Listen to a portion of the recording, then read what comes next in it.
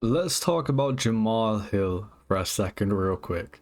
Now, I made a video about Jamahal Hill not too long ago about him just general excuses, the goat of excuses, okay? And as everyone knows, Jamahal Hill is the biggest crybaby in the UFC, okay? You saw all of it. You saw him complaining about Herb not doing a proper reset, even though he did a proper reset. You've heard him complain about how he didn't even nutshot Alex in the first place. You've heard him complain about how Alex apparently cheap shot him, even though Jamal threw first. Oh, you said like the whole situation with oh I mean, like I said, man, it's protect yourself at all times. But like, right after they tell you that, it's obey my commands at all times too. And when in the moment, whenever it happened, I stopped. He said stop before he interjected, and I stopped. And you can see Alex continues to close the distance on me. So and then like I understand, like, yeah, it's a cold moment. Oh, he got hit in the nuts, he got pushed off. It wasn't a groin. He pushed it off and then he came. It wasn't a groin strike, and him closing the angle on me while I'm trying to check and make sure he's good and things like that. There was a gritty competitive move. I should have something I should have peeped it, caught on to, and protected myself against. But if Herb Dean could have done anything, I would have liked to have had a more clean and better reset. That's yeah. I think that would have been one thing I would have liked to see differently. You've heard it all from Jamal Hill. And just like the video title says, he is the biggest crybaby in the UFC. But he's also a very good fucking fighter, okay? Which is something that I don't think a lot of people are keeping in mind when it comes into this fight with Yuri Prochazka at UFC 311. Now, let's talk about him versus Yuri real quick. Now, when we're gauging how good Jamal Hill is, this might sound kind of dumb, but it's kind of fucking hard to figure out how good Jamal really is. Okay, nobody really knows. He kind of jumped to a title shot because of all the fuckery going on at light heavyweight at the time. But before he fought Glover and Pereira, he's on his way to become a top contender either way, and was only beaten by Paul Craig, which, Paul Craig's a fucking like little wild card, okay? Doesn't even count. But if we talk about, the fight between him and Yuri real quick, Hill has good power and he has better fundamentals than Yuri. I do think Yuri has more power, but, Hill powered, bro, they're both going to knock you out of the land, okay? He has better fundamentals than Yuri. But Yuri's kind of the wild card in this fight, okay? You got Yuri's chin, just the way Yuri fights in general, trading shots, unorthodox style. It's a hard fight to predict. Like, genuinely, it's a very hard fight to predict. I don't think this is quite as simple as looking at Yuri versus Rakic and be like, oh, the fight's gonna go like that. Because I do think Rakic is better than Jamal Hill on a pure technicality level.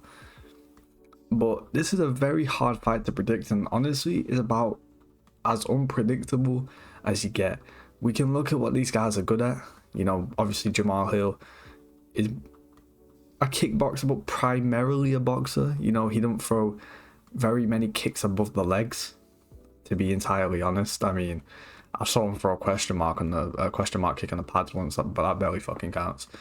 But Jamal Hill, obviously, a lot more technically sound than Yuri Prochazka. Both of them hit extremely hard. Yuri's very open, but Yuri also is just so fucking weird and unpredictable. Anyone except from Alex Pereira isn't going to really be able to comfortably combat Yuri. And it even took him having that first fight to, in the second fight, be able to comfortably combat Yuri without, being in too much danger. Because he was getting hurt in that first fight, okay?